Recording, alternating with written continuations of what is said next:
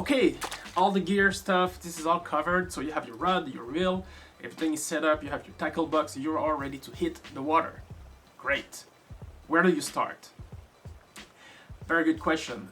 One thing I can say for sure is we will not fish randomly a body of water. You know, whether it's a stream or a river or a lake, we're not going to canvas the entire area hoping randomly at some point to catch something. Nor we will wait at one place only and fish that spot until we catch something. No, you want to spend your time in the locations that are most likely to hold fish. Okay, I mean that makes sense. So you can read a river or a stream or a lake and make an accurate guess on where the fish could be. Honestly, the answer is easy, and you'll find it so easy. You're like, why the hell is he making a chapter about this? But I think it's important, and actually this topic alone was something that prompted me to make this entire video. And you know, I wanted to start a small video just on this specific topic, and then I got carried away. But enough talk, let's have a look at some example on how I approach a stream or a river or a lake and decide where to spend my time first. Okay. Okay, so let me walk through one of the experience I had. Like, for example, we were spending some vacation time last year here in this area. This is the Lac Saint-Jean area in Quebec, and we were spending some time around here. And the first thing I will do usually before even going around, I will scout the area with Google Map, and I will try to find from this view suitable spot for fishing. And I'm looking for two things. First, accessibility, and second, fish probability. And in the example of this river specifically, I could have, launched my kayak and fish randomly all the way up the river, but that's not an efficient way to spend your time fishing. What you want to concentrate your effort where they're most likely to hold fish. I'm looking for a pool area that holds, that has some depth, but also that has a flow of oxygenated water. So here, this is white water here. We have like a waterfall. And what this tells me is this place most likely hold fish opposed to this area where this is very narrow. There could be fish, of course, but I think here you will have more fish in this area because first, you have a lot of oxygenated water coming in. A lot of the forage fish will hang out in this area as well. And large fish usually will hang out here, getting, like that fresh oxygenated water. They don't have to spend that much energy, and the food is coming to them as well. Fish, like most other creatures, they don't like to spend their energy for nothing. They're trying to be efficient. And hanging out in pools like this where they get food and fresh oxygenated water, this is what they really like. Okay, if I were to go up that river, I'll have a similar area like this where actually I believe this area could even have more fish because of the waterfall here has much more white water. And yes, we do have a good pool here. The problem with this space here is I'm not sure if it's private property or if it's I'm not sure if I can just come in and cross. There are houses on both sides and fields, and those might be someone's it could be like a farmer property. So if I want to fish this area here, what I need to do is come up to the public space here and launch your kayak, and then you can go up the river to fish this area. See, actually there's like some boats here that I'm seeing. I'm not sure, that could be, or just rocks.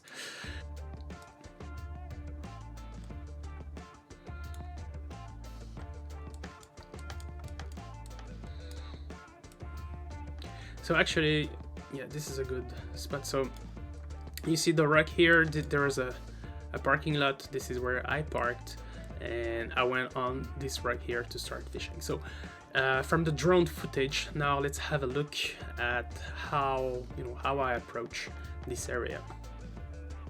Here I am here on my here I am on my rock. This is my gear, and I'm starting fishing. So you see the scale, it's, you know, it didn't look huge from Google Maps, but you know, usually when you arrive on the spot, you realize how. So usually when you arrive from Google Maps, you realize how big things are. So I want you to pay attention to the current here.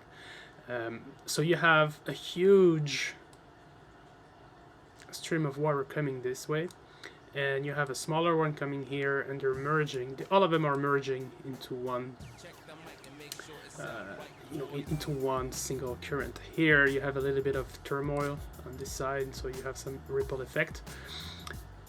If you look here in the middle, you have this sort of pool where the water seems to stand still, right? So you have like flow coming from this side, flow coming from that side, and you have like a colliding. So this is a good place to start fishing, because usually the fish will, they don't want to spend their energy, so they will spend their time where water, you know, is still oxygenated but doesn't move as much, right? And when I started fishing, this is the first place I tried. I didn't catch anything. Then I was like, okay, fair enough, let's try something else. And then I casted in this area here. Okay, actually, can I clear?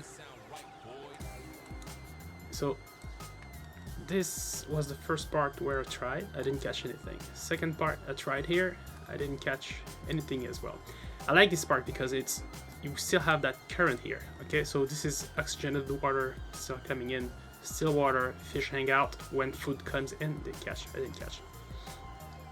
The third spot I tried, and I was a bit afraid at the beginning, because here you don't see it from here, but you have like lots of branches and things here. I actually lost a good lure in this area, but this is where I landed a huge pike, and I was so happy. That made my day. We had dinner for that time. So on average, you know, I would maybe spending 10 minutes here because it's large.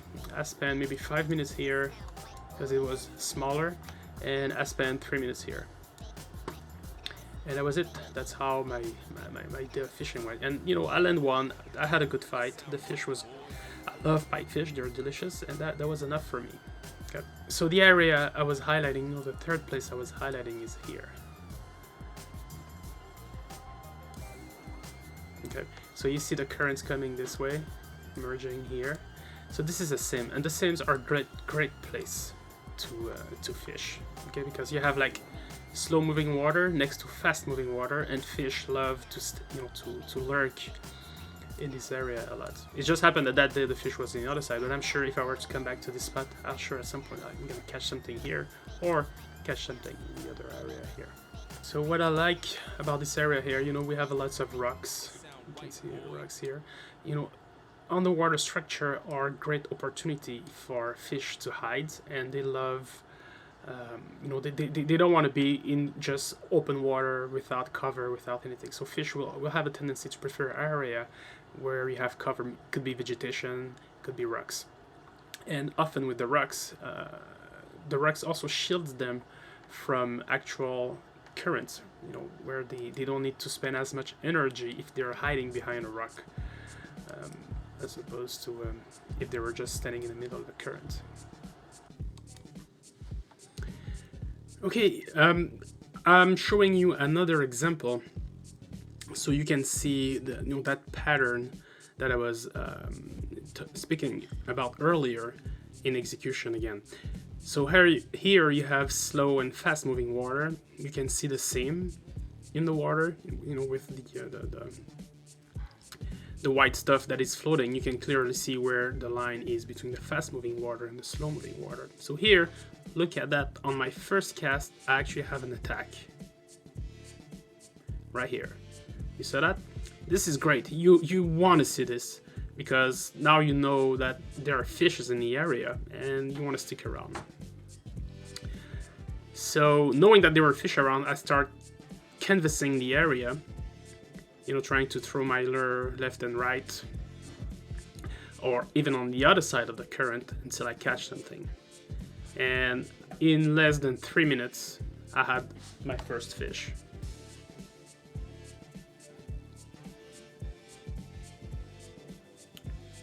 So this is the cast where I caught my first pike here, and now it's hooked, so now I'm fighting the fish. I was with friends, so they're waiting on the side with the net, and they were debating who's using the net to catch the fish.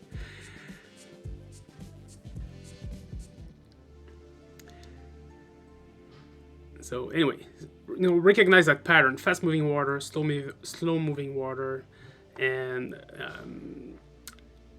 the story with that fish is I actually released it. I deemed it too small, and my friend caught it a few minutes later, and then we decided to keep it, and we actually had a nice hot pot with that fish. So cool. Let's move on.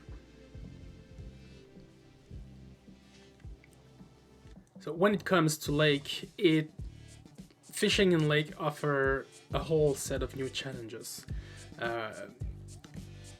The first thing you will need to do is to understand what does that bottom of the lake look like, okay? And you can have a look at bathymetry maps of lakes. And like in Quebec, a lot of them are actually available through to the public through various government websites. And you can also have that on a GPS. Some GPS map will show you the actual level of the lake. And what you're looking for when you're looking for a bathymetry map is high contrast in elevation. So what you want is you want a flat area that suddenly drop. And this usually, you have like deep water, shallow water, and that contrast of height, that contrast of depth, usually is a good indication of potential fish in this area. Forage fish and predator fish. Shallow water usually will give you weeds and cover for small forage fish, and when you have small forage fish, usually you have predator type fish nearby. And the predator type of fish really like depth, to hide. So let's say, assuming you don't have a kayak or a canoe, so you're on foot. Of course, you're limited to fishing the bank of that lake, right? And it offers a lot of challenge. First, accessibility is definitely a challenge. But what you will want to see, before you fish is actually you want good depth of water. Like having shallow water, usually it's not good indication of fish. Let's say, for example, the bank of the lake you're at is very sandy. No weeds, nothing, very clear and very shallow, and a very very slow slope, to depth. Usually that's not a good area to fish. So what you want is an area that is heavily accidented, with rocks and trees and a lot of depth, a lot of cover. This is what you're looking for, and this area will definitely will hold more fish than that pristine sandy slow slope of lake. Okay. Me, when I'm in a kayak, and for example, let's say I don't have a sonar, what I'll do is I'll just fish the bank. The reason being is all the small insects, the larvae, all these things are near the shore. They are falling from the trees, and they're feeds and their food source for small fish. And again, when there's small fishes, there is bigger fish. So therefore, what I'll do is I will set myself 20 feet away from the shoreline on the kayak, and I will cast my line toward the shore and retrieve my bait or whatever I'm casting, right? And so I have a couple of examples here. This is a lake I never fished in my life ever before, and that specific day I didn't have my sonar. So a sonar is a great tool. It is expensive. Do you need one? No, not really. But it does help with your research. And on that day I was lucky because the wind was pushing me parallel to the shoreline. So I was just, I would let the wind move me, and I will just cast and canvassing the shoreline of this specific lake. And I caught a couple of pikes that day, as shown in these videos.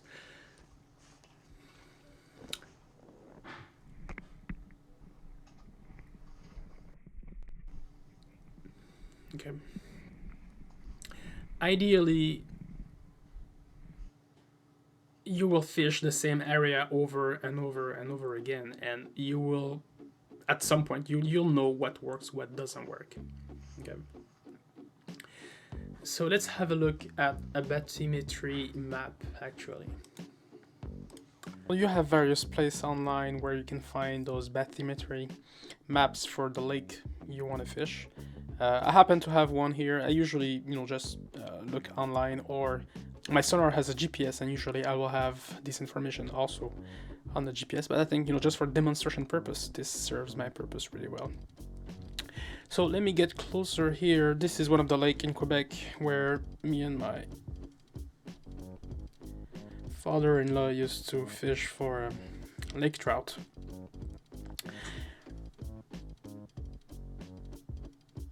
So what you want to look for on the bathymetry, where you want to spend some time, is area of contrast. Okay, so you can see here that 80, this is pretty deep, and you see the contrast with the shore is very short. So that this is a very, very, very steep slope, and this is a good place to start fishing. Another area that I can recommend also based on this map is here. You see the sharp contrast, so it's like a smooth, like for example here, I will avoid this place here. See how smooth it is? I can tell you not much is happening in this area. Same here, not much. But if I were to look a little bit upward, here, it has a good contrast. So this is a place worth spending some time. Contrast, you want contrast in depth. And this is a good place. This here is a good place. You have 80 next to, almost nothing. Avoid smooth area like this. So here, I can tell you, this is more like sandy type beach. Very smooth curve toward, the bottom. Usually places like this also, with some islands have some elevation variations. So this also is worth exploring. Here, this is great.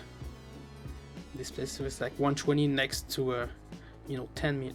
Yeah, 120 meters next to 10 meters in such a short span. So this is also a great place to start. All right, so this is a bathymetry maps, and that's how.